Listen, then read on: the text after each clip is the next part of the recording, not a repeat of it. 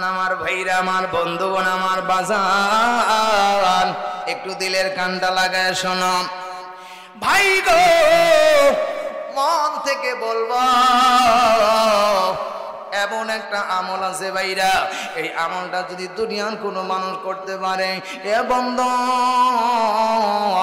আমার নবী বিশ্ব নবী ডাক দিয়ে বলেন, ফজরের নামাজের পরে যদি কোনো মানুষ এই দোয়াটা তিলাওয়াত করতে পারে, আমার নবী ডাক দিয়ে বলে, ভাই গো, সকাল থেকে নিয়ে সন্ধ্যার মধ্যে যদি ইন্তিকাল হয়ে যায়, আর ওই অবস্থায় জানাজা করি যদি বান্দাকে কবরের মধ্যে রাখে, আমার বাবাজিরা রে,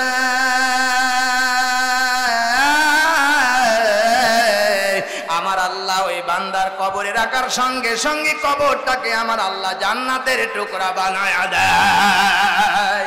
জোরে কন মারহাবা। এ বাদান, বিশ্ব নবী ডাক দিয়ে বলেন, এমন একটা দোয়া আছে, এই দোয়াটা যদি বন্ধুগণ কোনো মানুষ যদি ফজরের পরে 3 বার তেলাওয়াত করতে পারে, এ বন্ধু, আমার নবী ডাক দিয়ে বলেন, ওই ব্যক্তির জীবনে যত গুনাহ আছে সমুদ্রের ফেনা পরিমাণ যদি গুনাহ করে, আমার আল্লাহ রব্বুল আলামিন তাও মাফ করে দেন। ভাইজান, কোন মানুষ যদি রাতের বেলা আমার বন্ধু একটা আমল করে ঘুমাতে পারে, ভাইজান, সারা রাত ভরে 2 জন ফেরেশতা তারে পাহারা দেয়। শুধু পাহারা দেয় না, ডান দিকে একজন ফেরেশতা দাঁড়ায় যায়, বাম দিকে একজন ফেরেশতা দাঁড়ায় যায়। এ বন্ধু আমার ভাইরা, এই মানুষটা যখন ঘুমের মধ্যে ডান দিকে কাত হয়েছেন, কাত হওয়ার পরে ঘুম যখন ভেঙে যায়, আমার নবী ডাক দেয়া কয়, ওই ফেরেশতা ডাক দেয়া কয়, আল্লাহ গো, ও মালিক, তোমার বান্দা ওই আমলটা হলো ওযু করে ঘুমানো।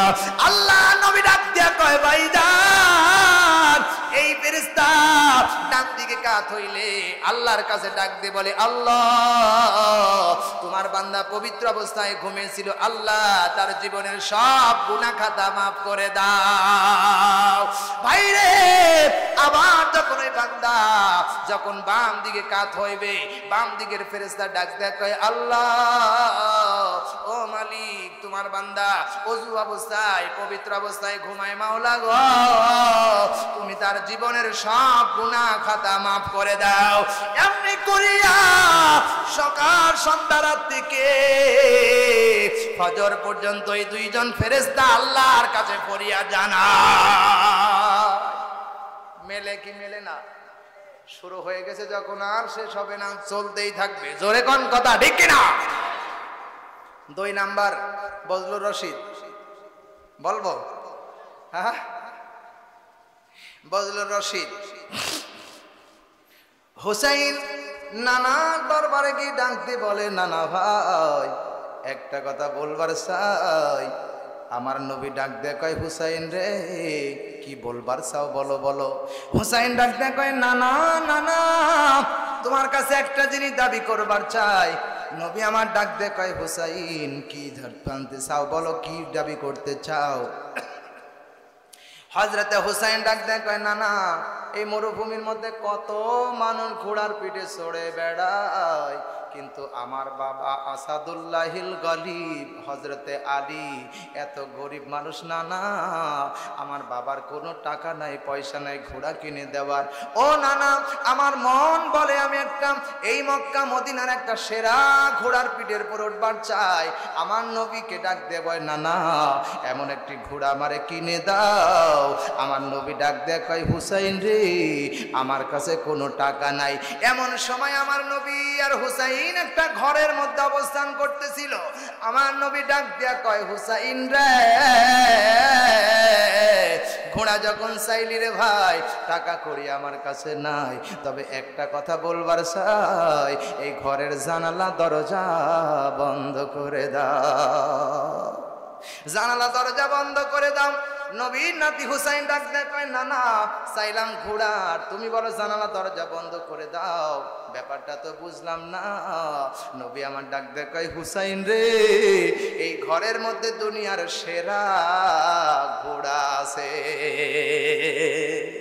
আমার ভাইরা নবী নাতি কয় হুসাইন, কয় না না আমি বুঝলাম না।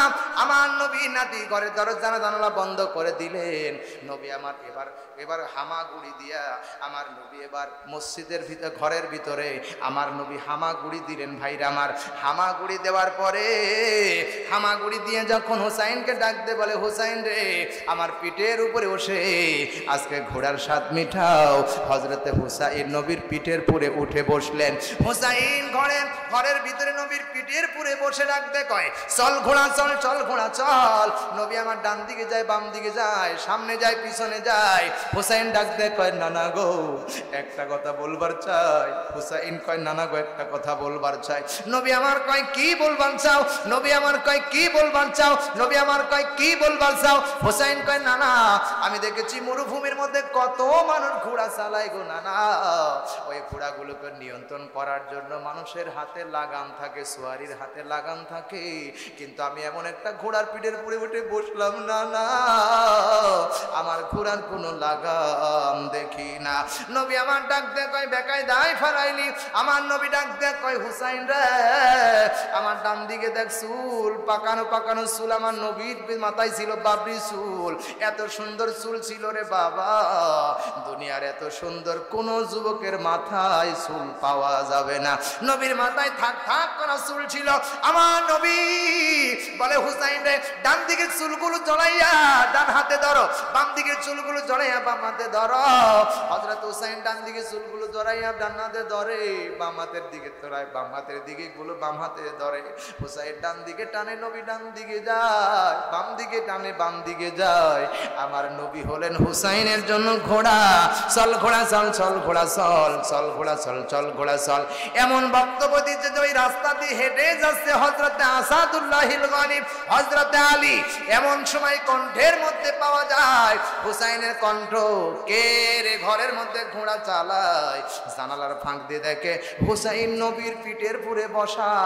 এত জোরে ধুমুক দিছে রে বাবা, হযরতে হুসাইন নবীর পিঠ থেকে নেমে থর থর করে কাঁপতেছে।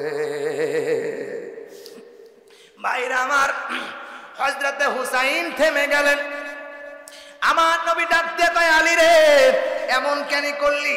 আলী কয় ইয়া রাসূলুল্লাহ গোটা পৃথিবীর সেরা মানুষ যাকে আল্লাহ পাঠাইছি ওই মানুষের পিঠের উপরে হযরতে হুসাইন বসা, এমন বেয়াদবি কখনো বরদাস্ত করতে পারি না, কারণ মুসলমান অন্যায়কে কখনো সহ্য করতে পারে না।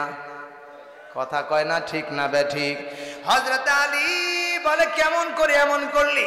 আল্লাহর নবী ডাক দিয়ে কয় আলী রে আমার হুসাইনের আমি যখন খেলা করতেছিলাম 4 বছর পর পর বাংলাদেশে ফুটবল খেলা হয়, বিভিন্ন দেশে খেলা হয়, বাংলাদেশের মাটিতে টেলিভিশনের মাধ্যমে আমাকেই দেখেন।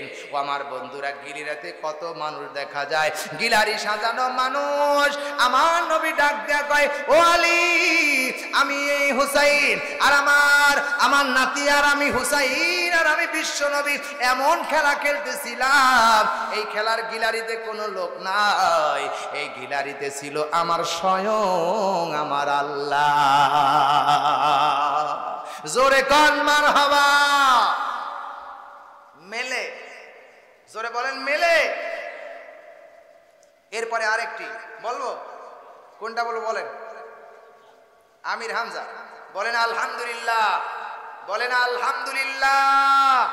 আমির হামজার একটু কথা বলি, আল্লাহ আমাদের তৌফিক দান করে। জোরে বলেন আল্লাহুম্মা আমিন।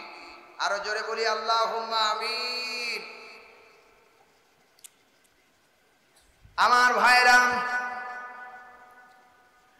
আল্লাহ রাব্বুল আলামিন ডাক দেয়া বলেন আল-ইয়াউমা নাখতিমু আলা আফওয়াহিহিম ওয়া তুকাল্লিমুনা আইদিহিম ওয়া তাশহাদু আরজুলুহুম বিমা কানু ইয়াকসিবুন। জোরে বলেন আল্লাহু আকবার।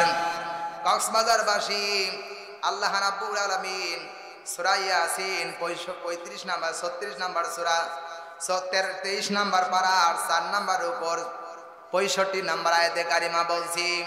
আল্লাহ রাব্বুল আলামিন ডাক দিয়ে বলেন আলিয়াউমা নাখতিমু আলা আফওয়াহিহিম, যেদিন কিয়ামতের ময়দান আল্লাহ কায়েম করবে, কঠিন ওই ময়দানে বান্দাগুলো আল্লাহর সামনে দাঁড়িয়ে দাঁড়িয়ে মিথ্যা কথা বলবে। কঠিন এই কিয়ামতের ময়দানে আমার আল্লাহ বান্দার জবানটাকে বন্ধ করে দিবেন। এই ক্ষমতা আমার আল্লাহর আছে না নাই? আরো জোরে বলেন আছে না নাই?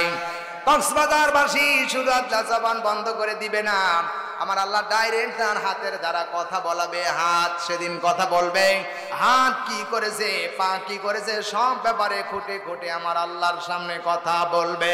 কারণ বিমা কানু ইয়াকসিবুন, রব্বুল আলামিন ডাকতে বলে, বান্দা কিয়ামতের এই কঠিন ময়দানে তোমার জন্ম থেকে শুরু করে মৃত্যু পর্যন্ত যা তোমার হাত, জিহ্বা, প্রত্যেকটি অঙ্গ দিয়ে যা কিছু করেছিলে, কিয়ামতের এই কঠিন ময়দানে আমার আল্লাহ খুঁটে খুঁটে জবাব নেবে। কথা কয় না? সুতরাং আমার ভাইরা, কথা যখন বলবে তখন ভেবে চিন্তে কথা বলা লাগবে। কারণ কোরআনে কারীম জানিয়েছেন, আল্লাহ বলেন, মা ইয়ালফিজু মিন কাউলিন ইল্লা লাদাইহি রাকীবুন আতীদ। বান্দা এমন কোন কথা বলে না যে কথা আমার আল্লাহর ফেরেশতারা রেকর্ড করে না। সব কথা রেকর্ড করে তিনি কে? আরো জোরে। এই আয়াত প্রমাণ করতেছে, আপনি যদি মিথ্যা বলেন ওইটা আল্লাহর ফেরেশতারা রেকর্ড করে, আপনি যদি ওইটা সত্য বলেন ওইটা আল্লাহর ফেরেশতারা রেকর্ড করে। পালানোর কোনো রাস্তা নাই, পালানোর কোনো রাস্তা নাই, জবাব দেওয়া লাগবে, ঠিক কিনা? সুতরাং আমি উদারতা আহ্বান জানাতে চাই, কিয়ামতের এই কঠিন ময়দানে আমাকে আপনাকে দাঁড়ানোই লাগবে, দাঁড়ানোই লাগবে, দাঁড়ানোই লাগবে, এতে কোনো সন্দেহের অবকাশ নেই। আমার ভাইরা, এই জন্য আপনাকে উদার আহ্বান, আজ থেকে এই মাহফিল থেকে উদার আহ্বান জেনে গেলাম, বলে গেলাম, দাওয়াত দিয়ে গেলাম। আজ থেকে শুরু করে বালিশে যাবার পরে, মাথা দেবার পরে চিন্তা ফিকির করবেন, সারাটি জীবন আমি কি অন্যায় করেছি, অত্যাচার করেছি। ও মাবুদ, আমি যদি এখন মারা যাই আমার কবরে কি হবে? আমার হাত দিয়ে যা করেছি, আমার হাত আমার শেষ হয়ে যাচ্ছে। আমার হাত সেদিন কথা বলবে, আমার হাত দিয়ে কি করলাম। মিলান তওবা করে যদি যেতে পারেন, আল্লাহ এগুলো মাফ করে দিবে। জোরে বলেন আল্লাহুম্মা আমিন। আল্লাহ আমাদেরকে মাফ করে কবর জগতে যাওয়ার তৌফিক দান করে। জোরে বলেন আল্লাহুম্মা আমিন। আমার তৌফিকি ইল্লা বিল্লাহ। আর সামনে বাড়াবো না, আল্লাহ তাআলা যেন আমাদেরকে কোরআন হাদিসের রঙে রঙিন করে জীবনটাকে সাজানো তৌফিক দান করে। বলি আল্লাহুম্মা আমিন। আল্লাহ আমাদেরকে জীবনের সকল গুনাহ খাতা মাফ করে দিক। এখন দোয়া হবে, দোয়ার মাধ্যমে মাহফিল শেষ হবে। আল্লাহ আমাদের সকলকেই শরীক হওয়ার, দোয়ায় শরীক হওয়ার তৌফিক দান করেন। সবাই বলি আল্লাহুম্মা আমিন। ওয়া মা তাওফিকি ইল্লা বিল্লাহ। সবার দোয়া করে দিই। সবাই পড়েন আল্লাহুম্মা সাল্লি আলা মুহাম্মাদি ওয়া আলা আলি মুহাম্মাদ।